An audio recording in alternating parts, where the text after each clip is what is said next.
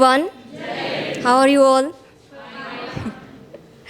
So, talking about my NDA journey, it started in 2024 after completing my board examination. I was determined that yes, I'm going to do NDA only. So I told my brother about my plan that brother, I want to do NDA. So he asked me, the first question he asked was, can you do it? तो मैंने बोला of course I can, मुझे chance देख के तो देखिए. तो after that उसी टाइम अविनाश भैया जो थे यहाँ से मतलब अंडर सेंचुरियंस गाइडेंस ही got recommended in CDS. So Centurion के बारे में मुझे उस टाइम पता चला. So I searched more information on Centurion and I found Centurion to be authentic. तो मुझे अच्छा लगा. तो मैं April 15 को I left my home town and came here on Lucknow. Then on 16 I enrolled myself in Centurion Defence Academy and 17 April से मैं coaching लेना स्टार्ट कर दी. So initially I was in Pragati batch, only girls batch. जैसे ही our classes used to get over, I used to go back to hostel and मैं notes बनाती थी. उसके बाद I used to go through it every day. मैं रोज़ पढ़ती थी, like थोड़ा ही पढ़ती थी, मैंने ज़्यादा नहीं पढ़ा है. मतलब ऑनेस्टली स्पीकिंग मैं ज़्यादा से ज़्यादा 4-5 आवर्स से पढ़ती थी. तो मतलब थोड़ा पढ़ना है, बार बार पढ़ना है. सो यही था रिटर्न में. तो सो रिटर्न में after it was on September 1st I gave my return paper and after that I went back home. तो रिटर्न के बाद जैसे ही रिज़ल्ट आया मैं मतलब बहुत खुश हो गई. मैं मम्मी को बोली कि मम्मी और पापा किचन में थे और मैं अपने बेड में थी. तो मैं दौड़ के गई कि मैं चिल्लाई मम्मी मम्मी. तो मम्मी बोले क्या हुआ, साफ आप देख लिया क्या, ऐसे बोल रहे थे. नो नो मम्मा, मेरा रिटर्न क्वालिफाई हो गया, आई क्लियर इट. तो वो बहुत खुश हुए थे उस टाइम. तो मैंने भैया को बोला था, वो बोले थे कि you still have long way to go, अब जर्नी और बाकी है अभी भी. तो उसके बाद मैं October 7 में मैंने अक्टूबर वाला बैच सेंचुरियन में आके ज्वाइन कर ली. इनिशियली क्या हुआ था कि आई वॉज सेल्फ कॉन्शियस. मतलब एक्चुअल में रीज़न क्या है कि मेरे में थोड़ी साई टाइप पर्सनैलिटी है मेरी. तो फर्स्ट में मैं अपने खुद को अच्छे से एक्सप्रेस नहीं कर पाती थी. इवन मेरी फर्स्ट PPT वो ख़राब गई थी.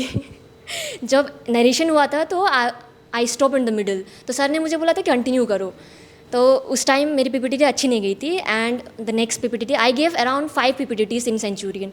सो 5 out of 5 PPTs I got only screen only once. बस एक ही बार स्क्रीन हुई थी मैं यहाँ पे. तो सर खुद बोले थे कि at the end of 5th PPT at the time when I reach up to 5th PPT sir बोले थे कि मतलब तुम्हारा डेवलपमेंट बहुत हो रहा है, I can see the confidence in you before and after. मतलब रिजल्ट आ रहा है, you are working hard, you keep working, you will do it, ऐसा बोले होगा. क्योंकि लास्ट PPT होती है, उसके बाद सीधे भी जाएगी, तो अब तो नहीं आउट कर सकते हैं. तो जाने से पहले एक थोड़ा सॉफ्ट वो भी रहता है. ऑनेस्टली शेयरिंग विद यू कि 4 में आउट हो गई, अब 5 बार लास्ट बचा हुआ है, तो थोड़ा तारीफ़ कर दो जिससे बच्चा डिमोटिवेटेड ना फील करे. I joined SSB coaching for 21 days. Even after that I still continued coming to coaching. जो मैं 15 टाइम्स गई GTO, it paid off finally. तब मुझे उस टाइम फील हुआ कि ये कुछ नहीं चल रहा है, बस कोचिंग ही है. मुझे कोचिंग जैसा ही लग रहा था, मुझे कुछ ऐसा नहीं लग रहा था कि ये इट इज़ एक्चुअल में ऑफिशियल SSB. तो फर्स्ट डे जब स्क्रीनिंग हुई, मतलब स्क्रीनिंग हुआ था, OR हुआ, उसके बाद PPT हुई. PPT में एक पिक्चर आई थी. एक्चुअल में वो पिक्चर कुछ था नहीं, बस ब्लैक एंड वाइट कलर्स थी और कुछ नहीं था एक्चुअल में. तो बट वहाँ पे आप अपने आप को खुद परसीव करना है कि आप क्या देख रहे हो. तो मुझे वहाँ पे दिख रहा था कि group of people like 4-5 people they are sitting around a bonfire. बीच में एक बोन फायर थी और वो लोग बैठे हुए. तो मैंने उस टाइम बना दिया था कि वो एजुकेशन ट्रिप पे गए हैं और जुको वैली है. लाइक मैंने अपना जो मणिपुर का वैली है वो डाल दिया था. Like Dzukou valley it's located in the border of Manipur and Nagaland. तो मैंने रिलेट करके वही डाल दिया था. और after they our group got divided. हमारा ग्रुप जो स्क्रीनिंग के ग्रुप्स थे वो डिवाइड हुआ और हम लोगों का ग्रुप डिस्कशन हुआ. तो मेरा सबसे पहला ग्रुप था, हम लोगों का ग्रुप सबसे था पहले. तो नरेशन हुआ, उसके बाद हम लोग का GD हुआ, ग्रुप डिस्कशन स्टार्ट हो गई. एंड वहाँ पे फिश मार्केट बन गई थी. ठीक है, बस क्योंकि सब अपना अपना पॉइंट्स रखना चाहते हैं, सबको सेलेक्ट होना है, सब सेलेक्ट होनी आइए तो अपने आप को अच्छे से दिखाएंगे. तो मतलब फिश मार्केट बन ही जाता है वहाँ पे. अगर आप जितना भी अवॉइड करोगे तब भी बन जाता है. तो हम लोग का ग्रुप 2 भाग में डिवाइड हुआ, group A group B, part A part B. तो पार्ट A में हम लोग का कॉमन स्टोरी बनी थी कंस्ट्रक्शन में और हम लोग के ग्रुप की बनी थी नाउ प्लानिंग प्लांटेशन थीम में. तो 2 थीम हो गए, एक कंस्ट्रक्शन एक प्लांटेशन. तो उसमें मतलब उसमें कॉमन स्टोरी बन ही नहीं पा रही थी। तो उस टाइम मैंने बोला था कि okay friends, since construction theme we all are agreeing upon the construction theme, let us make our common group story on construction and throw some lights on it, like throw some more points into it। मैंने ऐसा बोल दिया था। तो उसके बाद 1 minute तक group discussion चली, उसके बाद हम लोगों का ख़त्म हो गया GD and our result announced हुआ अराउंड 1 PM 2 PM के अराउंड 1 to 2 PM। तो उस टाइम आई गोट स्क्रीनिंग, और जब स्क्रीनिंग हुए थे तब अपना नाम बताना था और डेट ऑफ बर्थ बनाना था। तो मेरा चेस्ट नंबर 58 थी और the assessor they called chest number 58। सो जब मैं वहाँ पे खड़ी आई कुडंट बिलीव कि मैं स्क्रीनिंग हो गई। आई वाज लिटरली शेकिंग कि हाँ मैं स्क्रीनिंग हो गई। तो मैंने बोला yes, I told my number, name and date of birth. After that we are given new chest number. उसके बाद से हम लोग का एक्चुअल जो इंटरव्यू होता है SSB it started. The next day we had a psych test. Psych test में क्या था, क्या होता है कि 12 थीमेटिक एप्रिशिएशन टेस्ट आपके 12 आते, उनमें से जो रिलेटेबल पिक्चर्स ही आए थे जो हम लोग ने क्लास में किया था, जो पॉइंट्स इसी सर ने एग्जैक्ट नहीं आए थे मेरे में, बट वही आया था जो प्रैक्टिस किया था। क्योंकि जो आपको पता है वो जो भी आए, आप अगर आप जानते हो तो लिख पाओगे कुछ ना कुछ। तो उसके बाद हम लोग का वेट टेस्ट हुआ। वेट में मैं एक ही वर्ड में फंस गई थी and that word was romance. I didn't know what to write in romance. मैं देख रही हूँ रोमांस वर्ड को, बस देखती ही रह गई, कुछ किया नहीं। बट फिर बाद में आके कुछ याद आया, फिर बाद में मैंने लिख दिया। And SRT situation reaction test, उसमें जो क्लास में बताया गया था, जो क्लास में किया था वही आए थे, जो सर ने बताया, सर जो पढ़ाते थे हम लोगों को वही आया था, एग्जैक्ट वही आया था। उसके बाद हम लोगों का हुआ SD में तो खुद के बारे में लिखना होता है। सो आई रोट वेल, अपने बारे में तो अच्छे से लिख दिया। एंड उसके बाद अराउंड 12 PM हम लोगों का साइक ख़त्म हुई एंड 12:30 को मेरा इंटरव्यू था। तो 12:15 को मैं वेटिंग रूम में चली गई। तो before going into the interviewing room मैंने क्या किया, मैं एक बुक पढ़ रही थी और मैंने न्यूज़पेपर पढ़ा। फर्स्ट टाइम वही पढ़ा मैं जाके, मतलब SSB के बाद। तो मतलब SSB ड्यूरिंग SSB प्रोसेस मैंने उसी दिन पढ़ा, बस इंटरव्यू के दिन ही पढ़ा, उसके बाद मैंने न्यूज़पेपर नहीं पढ़ा। तो मैं बुक जो पढ़ रही थी मैं उसका मेमोराइज़ कर रही थी कि मैं क्या कौन सा बुक पढ़ रही हूँ, इसका ऑथर कौन है, राइटर कौन है, ताकि क्या पता कि अगर मुझे पूछ लिया कि तू रूम में वेट कर रही थी तो क्या कर रही थी। मैं I was preparing for that, but to my disappointment मुझे ये क्वेश्चन पूछा नहीं। I was expecting him to ask me I am ready. तो उसके बाद क्या हुआ, मैं जैसे ही अंदर घुसी, he asked me, my first question was Manipur violence, कि मुझे पूछे कि what are the reasons, the causes of the violence and what solution which you would like to give। and I was well prepared, मुझे पता था वो पूछेंगे, मैं प्रिपेयर होके गई थी। और सेंचुरियन में भी मैंने 2 बार लेक्चर दिया था इसी टॉपिक में। एक बार मैंने आदित्य सर को दिया था एंड दूसरे टाइम शर्मा सर को मैंने बोला कि सर मैंने ऑलरेडी बोल चुकी हूँ इस टॉपिक में। तो शर्मा सर बोलते कोई बात नहीं, तो मुझे अब सुना दो। तो मैंने 2 बार दिया। आई वॉज वेल प्रिपेयर्ड, मैंने उनको अच्छे से बोला। और आई वॉन्टेड कि वो इंटरव्यू कि वो मुझे और क्वेश्चन पूछे मणिपुर वायलेंस में, पर उन्होंने पूछा नहीं। और मणिपुर के वही पूछा और बाकी कुछ पूछा नहीं। तो मेरे पर्सनल क्वेश्चन ज़्यादा पूछे, CIQs। He asked me like 4 set of CIQs। CIQs यानी कि लाइक 8 to 10 क्वेश्चंस की एकदम रैपिड फायर राउंड होती है, तो वो पूछे थे मुझे। एंड मुझे मिलिट्री वाले एक सवाल पूछे थे कि जो सबमरीन्स और शिप्स जो नेवी में यूज़ होती है वो पूछे थे। And after that he asked me on what principle does ship work. और ये भी पूछे थे कि अगर मैंने बोला था आर्किमिडीज प्रिंसिपल, तो उन्हें बोला कि उस प्रिंसिपल के हिसाब से तो सब ऑब्जेक्ट फ्लोट करनी चाहिए। So why don't all object float on water. तो मैंने उनको बता दिया वो डेंसिटी पे डिपेंड करता है, ऐसे ऐसे। क्या हुआ था, एक सवाल थी कि मैंने बोला था I have participated in half marathon race 2 kilometre. तो उन्होंने पूछा था कि कितने मिनट में तुम दौड़ी 2 किलोमीटर। सो मुझे पता नहीं कि मैं कितने किलोमीटर में दौड़ी, मैंने उस टाइम वॉच देखा नहीं, टाइम देखा नहीं। And I told him sir 10 minutes, एकदम कॉन्फिडेंट, या सर 10 मिनट्स। तो वो बोले wow that's a very nice speed. और मैंने बोला यस सर। मुझे पता चल गया कि मैंने कुछ ज़्यादा ही बोल दिया, बट स्टिल अब गलत बोल ही देगा, थोड़ा और कॉन्फिडेंस दिखा देते, तो बोल दी यस सर। सो ऐसे ही गया। तो लास्ट में उन्होंने पूछा कि anything you want ask from your side. तो मैंने उनको पूछ दिया था कि sir your best moment in the service. तो उन्होंने कुछ बोला था, बट आई डिडंट हियर कि उन्होंने क्या बोला। जैसे ही मेरा इंटरव्यू खत्म, मैं बहुत खुश थी कि मेरा इंटरव्यू या इट वेंट वेल। बट जैसे मैं सोचने लगी, मुझे लगा कि क्या उनको तो नहीं लगा कि मैं वो उनके क्वेश्चंस के अच्छे क्वेश्चंस के डिज़र्विंग नहीं हूँ, इसलिए उन्होंने मुझे अच्छे से नहीं पूछा। तो मैं डिप्रेस हो गई, क्या पता कि मैं डिज़र्विंग नहीं हूँ, तो उन्होंने ज़्यादा नहीं पूछा मेरे से। तो यही हुआ था इंटरव्यू में। The next day it was GTO 1। GTO 1 में फर्स्ट डे फर्स्ट एक्टिविटी वो ग्रुप डिस्कशन थी।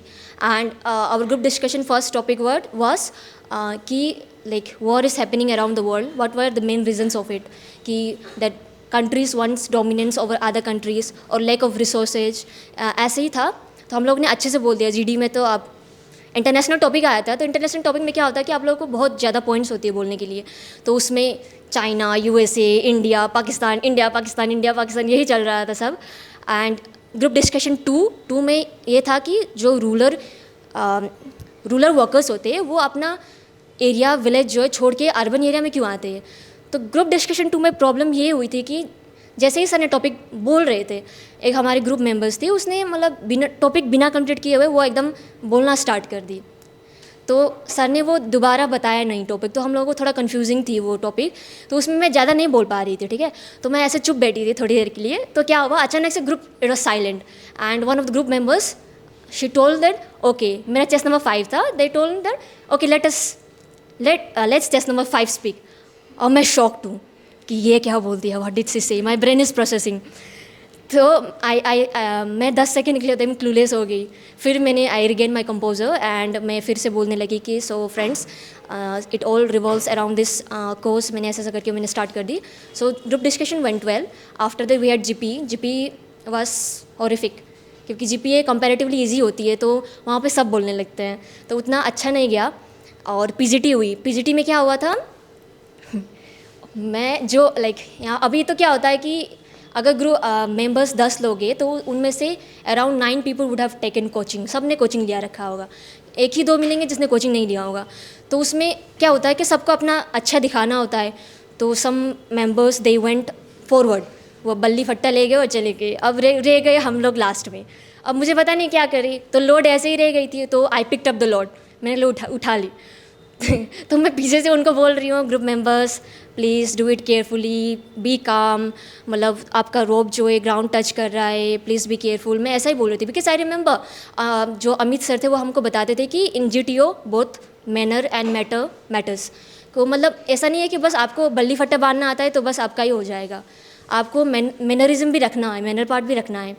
तो I remember that and I was only one speaking. मैं पीछे से बोल रही, पीछे हूँ मैं, बस मैं बोल रही हूँ कि group members do that this that, क्योंकि चांस तो मिल रहा है नहीं, ठीक है, आगे वो कर रहे हैं और हम सब्सटीट्यूट लेट अस प्लीज़ मैं आई वांट टू रिप्लेस, ऐसा बोल रहे तो वो सुन नहीं रहे। तो ऐसा ही होता है, क्योंकि सबको अच्छा अपना अपना दिखाना होता है कि कोई वहाँ पे कोई हमदर्दी नहीं दिखाता है, सब अपने आप को जैसे भी तरह अपने आप को शोकेस करना होता है अच्छे से। सो GTO 1 हम लोग का, आफ्टर दैट हम लोग का GOR हुआ। GOR में हम लोग का ग्रुप सबसे आगे था। और GOR में क्या हुआ था, जैसे कि हम लोग ने ऑब्स्टिकल सारे कर लिए, तो जैसे ही ख़त्म कर लेते हम लोग को एक लाइन दिया गया था कि वो ख़त्म करने के बाद आपको ग्रुप के साथ दौड़ के वो फाइनल लाइन टच करनी है। तो मैं लास्ट में थी और मैंने लास्ट में स्नेक होल्ड करके रखा है। ग्रुप मेंबर सारे आगे दौड़ रहे हैं, पीछे हूँ। तो क्या हुआ कि मेरे एक ग्रुप मेंबर का जूता है वो खुल गया, ठीक है। और मैं पता नहीं मैंने उस टाइम क्या सोचा, मैं उसका जूता पकड़ के भाग रही हूँ कि हुस दी। Maybe at that moment I thought कि she might get hurt, maybe इसीलिए मैंने उसको जूता उठा लिया होगा, अदर्स आई डोंट रिमेंबर। ऐसे ही GTO 1 was well. GTO Day 1 it went perfectly well. फिर GTO 2 में we had individual obstacles. Individual obstacle में थोड़ा डर लगता है, मुझे ही लगता है, अभी भी लगता है। तो मैंने जैसे ही बाकी सब तो हो जाता था, मेरे से double ditch, Tarzan swing and there was tiger leap, मैं उनमें थोड़ा कॉन्फिडेंट नहीं थी। टाइगर लिप में जैसे मैं ऊपर चढ़ी, मैं नीचे देख रही हूँ बहुत ऊपर है, the height was too much, और नीचे आंटियाँ रहती है ताकि आप गिरे तो हट ना हो जाओ। तो मैं आंटी को बोल रही हूँ, aunty I think I won't be able to do it, मैं नीचे आ रही हूँ। तो आंटी हंसती है।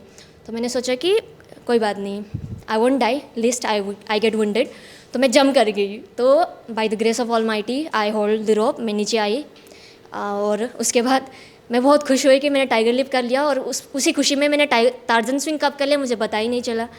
और डबल डिच में क्या हुआ, आई वॉज अफ्रेड, मैं जा रही हूँ, मैं कर नहीं पा रही हूँ। लास्ट में क्या हुआ, मैं गड्ढे में गिर गई, और उस टाइम मेरा टाइम भी ख़त्म हुआ, और वो गड्ढा था लगभग मेरी हाइट की। तो मैं निकल नहीं पा रही हूँ। मैं आंटी को बोल रही हूँ आंटी प्लीज़ हेल्प मी, मुझे खींचिए ऊपर। तो आंटियाँ मुझे खींच नहीं पा रही है, उधर से मेरा टाइम ख़त्म हो गया। We were given 4 minutes for individual obstacles. तो मैं जैसे तैसे लेट के मैं निकल गई।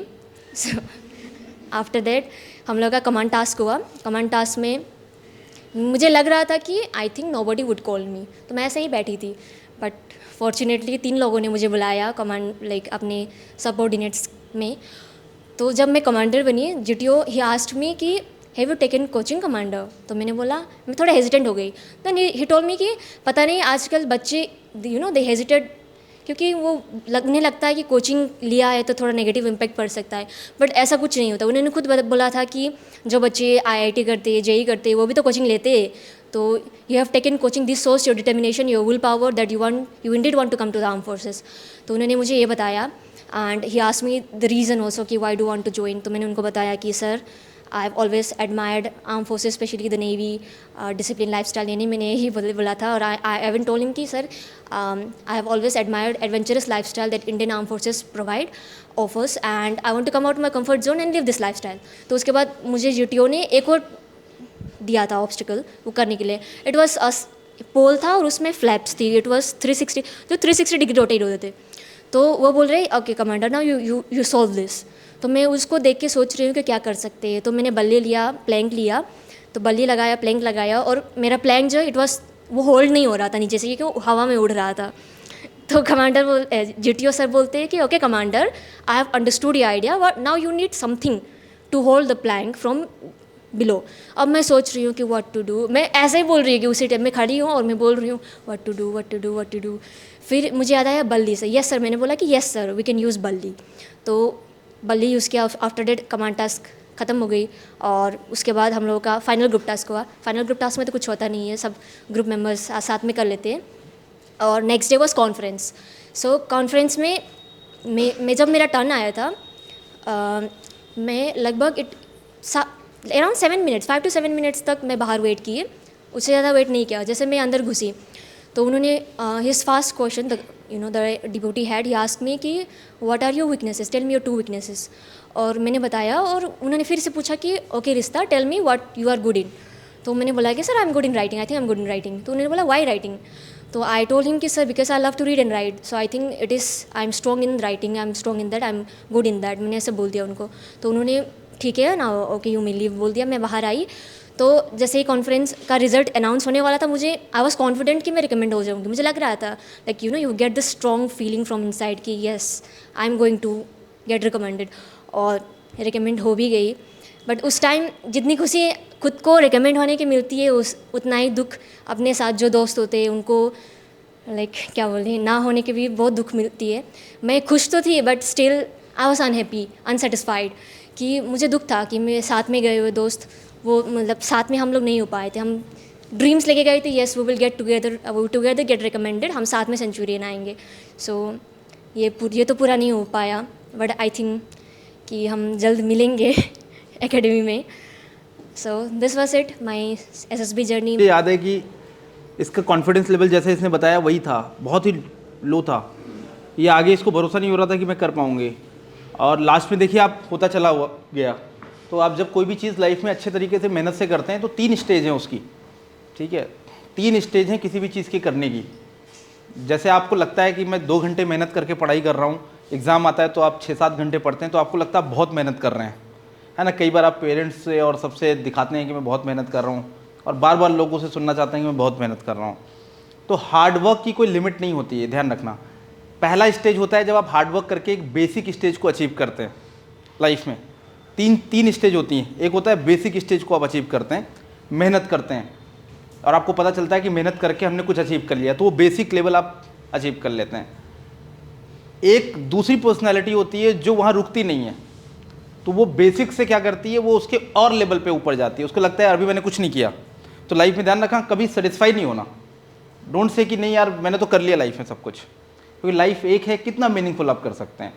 तो दूसरे स्टेज के लिए, बेसिक के बाद जब वो दूसरी पर्सनैलिटी स्टेज के लिए काम करना शुरू करती है तो एक दूसरा स्टेज अचीव होता है जिसको बोलते हैं एक्सीलेंस। जब आप उसी में खो जाते हैं, उसी काम को और तत्परता, ईमानदारी के साथ, दृढ़ता के साथ, परसेवरेंस, सिंसियरिटी के साथ शुरू करते हैं तो आप बेसिक लेवल से एक सीढ़ी ऊपर चढ़ते हैं, जिसको बोलते हैं एक्सीलेंस, कि यार आउटस्टैंडिंग परफॉर्मेंस। एक्सीलेंस आउटस्टैंडिंग जो परफॉर्मेंस है, जिसको एक्सीलेंस में बोल रहा हूँ, ये सेकंड स्टेज है। क्या आपको पता है इससे ऊपर भी एक स्टेज होती है?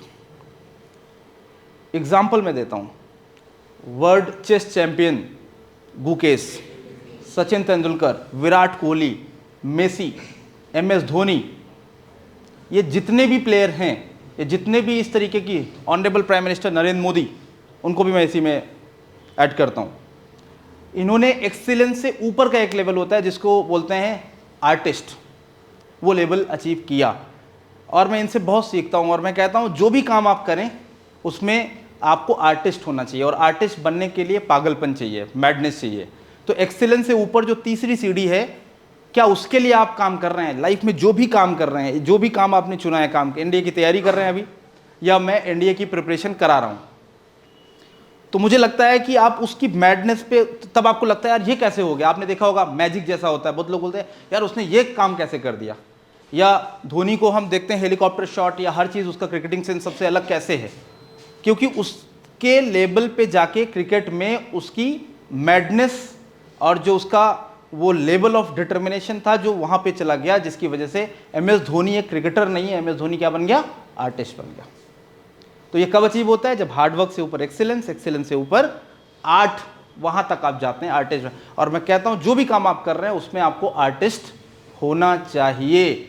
या इसने एक दिन में तो एनडीए की जर्नी नहीं पूरी कर ली मणिपुर से निकल के आने के बाद, तो हर किसी को लाइफ में तपस्या मोड में आना चाहिए, और लाइफ में कभी मेहनत करना बंद नहीं करना चाहिए। कोई शॉर्टकट नहीं है, परसेवरेंस का कोई शॉर्टकट नहीं है। लोगो जो सेंचुरियन का, उसके नीचे मैंने लाइन दे दी लिख के, जयो में सव्याहिता कृतम में दक्षिणे हस्ते, से पहले की लाइन है, मतलब Perseverance be in your right hand, victory will be in your left hand. अगर आपका पुरुषार्थ आपके दाहिने हाथ में है तो जीत सदैव आपके बाएं है। डियर एस्पिरेंट्स, क्या आप भी एनडीए 2025 एग्जामिनेशन को क्रैक करना चाहते हैं अपने पहले प्रयास में? तो आज ही इनरोल करें सेंचुरियन डिफेंस एकेडमी के रिटन प्लस एसएसबी कोर्स में, जो आपको देने वाला है regular classes, doubt clearing sessions, free study materials, trained faculties, experts of the SSB panel, free SSB coaching, India's largest GTO ground के साथ में doubt clearing sessions, weekly mock test, rigorous practice. ये एक ऐसा संस्थान है जहां हम आपको A to Z प्रिपरेशन कराते हैं और आपको नेशनल डिफेंस एकेडमी की कड़ी तैयारी कराते हैं। प्राउडली ऑल इंडिया रैंक 1, 2, 3, 4 जैसे रैंक्स देने वाली सेंचुरी डिफेंस एकेडमी आपको वेलकम करती है to join our upcoming courses for your NDA exam preparation. Please call on 97959 77776 for more information. Thank you, Namaskar and Jai Hind.